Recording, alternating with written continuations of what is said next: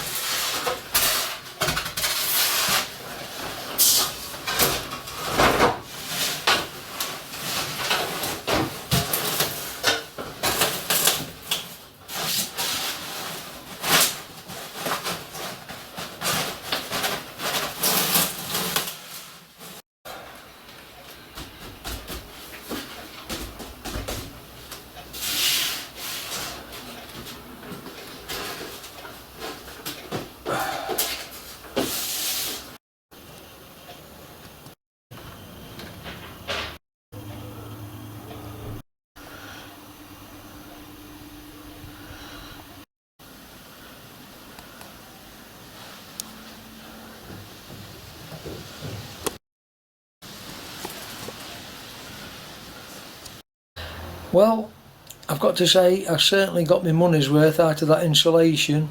I bought 4 full sheets, 2.4 metre by 1.2 metre by 100mm thick, and this is what I've got left.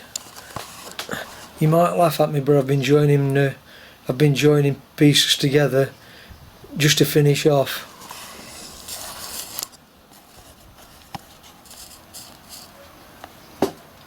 That's all that's left, them little pieces. No, not even any strips. Now that's done, I'm going to get the thermal blanket on, get that stapled on next. Then I can put my Laths on to give me an air gap between my finished ceiling, UPVC ceiling, and the thermal blanket.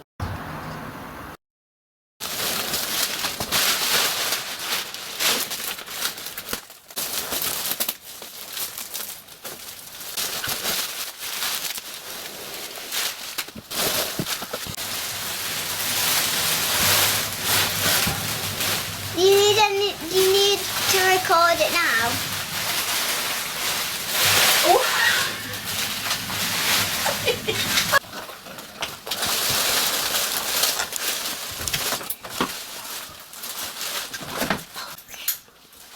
Record?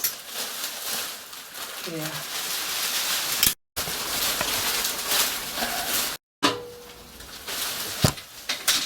Yeah, go on. soft. I'm stuck in here now. That was your fault for videoing you doing it.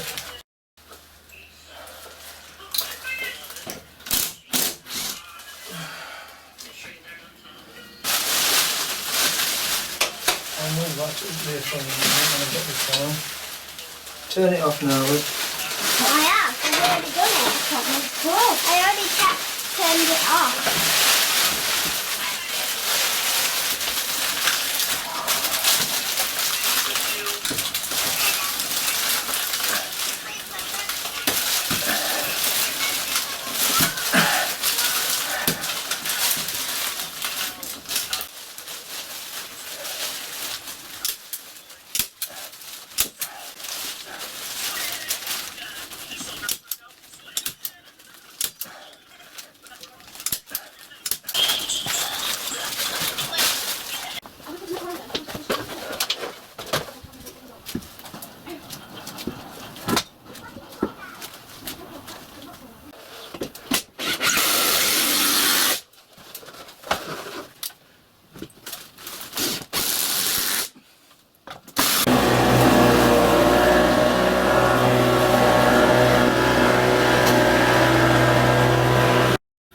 Well, that's day one on my Conservatory Warm Roof interior.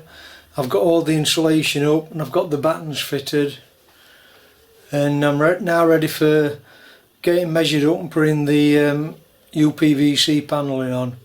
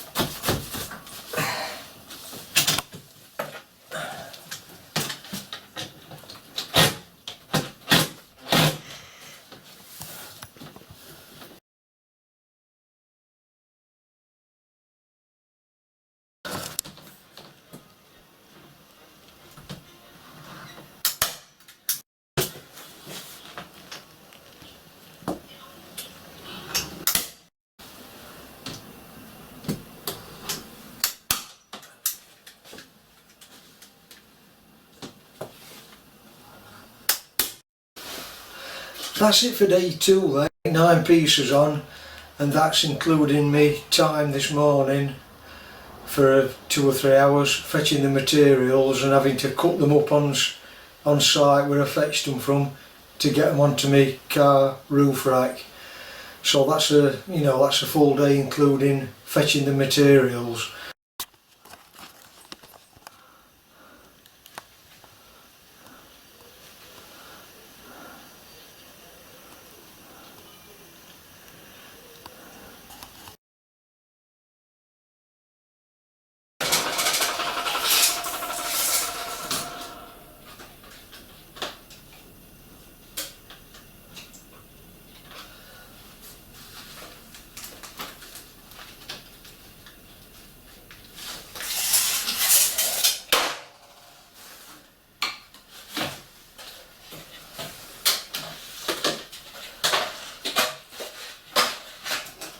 Just a quick tip really, as I've found out as I've progressed through this job. If you make 2 templates at the appropriate angle, especially when you're doing up the hips, you only need one obviously if you're doing up to a wall. if you offer them up like I've just shown you in that previous clip and then measure in between, then it's just a matter of transferring that size onto a sheet, measuring along from here to the required place, which in my case on this one is there, and make sure you've got the bottom and the top to the correct dimension, and then just draw your diagonals on and Bob's your uncle. Obviously when I offered that up to the ceiling I was flush with the trim, so you just have to allow whatever your trim needs. In my case I'm allowing 5mm on each side so it goes into the trim.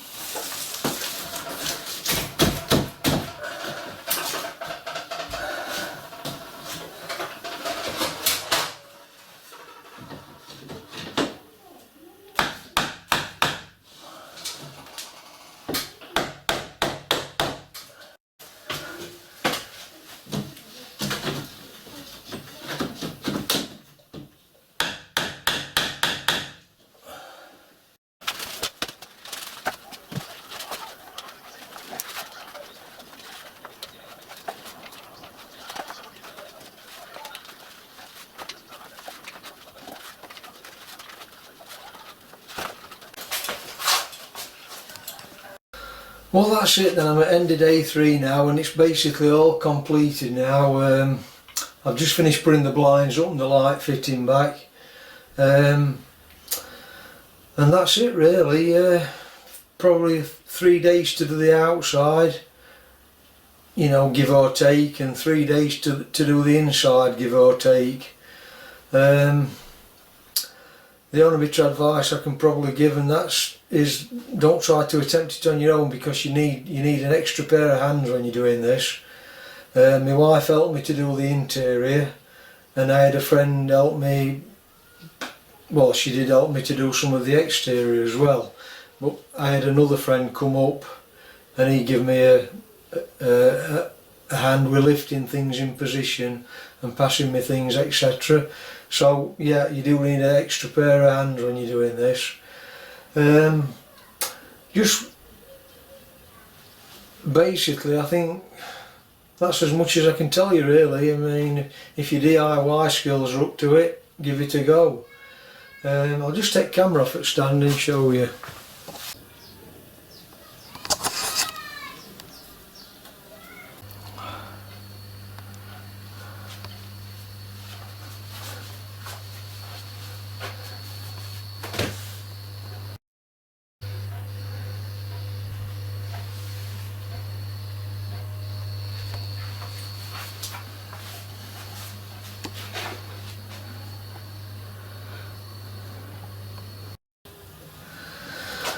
There's just one thing I'll point out here, and it's due to the angle of the Edwardian style roof.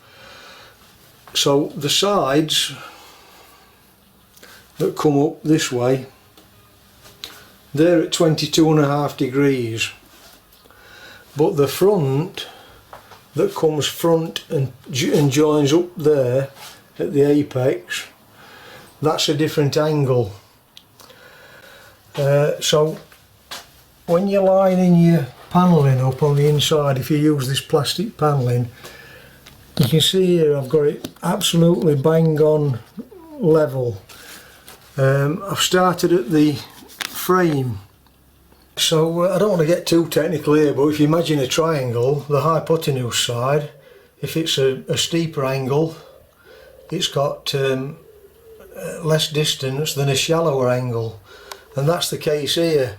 So as you can see, although it's spot on at the start of the joints, as I've come up, this angle is different to that angle, and obviously it's got further to travel, so it's losing out as it goes up. The more you go up, the more it's losing out. Well, there's nothing you can do about that really, not when you're using this panelling anyway.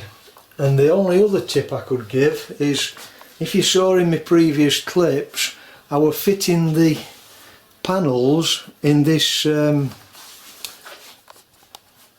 the hips are. Obviously you've not got much room to work in there, and these panels are quite bendable without creasing them, so you've got room to bend them into position. And I did this purposely. I wanted to start with a flush edge at the bottom and not a cut, because I didn't want to use any trim at the bottom. So I started at the bottom and I worked up. I think realistically you should be starting at the top, because then it's easier to put the panels in as you're coming down, because you can slide the panels into position. It's cost me a little bit more in panelling, because I've had to buy more than I needed, because I didn't want to have any joints running in the middle of the length of the panels. So I've got quite a lot of waste by doing it that way. If putting another trim in like this to join them together don't bother you, then it'll cost probably, you probably knock a third off at cost. Well, that's it then for this project. It's been a two-part project, exterior in part 1, interior in part 2. If you found that useful, interesting, informative, give me a thumbs up and a subscribe, etc, etc. And I'll catch you on my next video. So thanks for watching then, bye for now.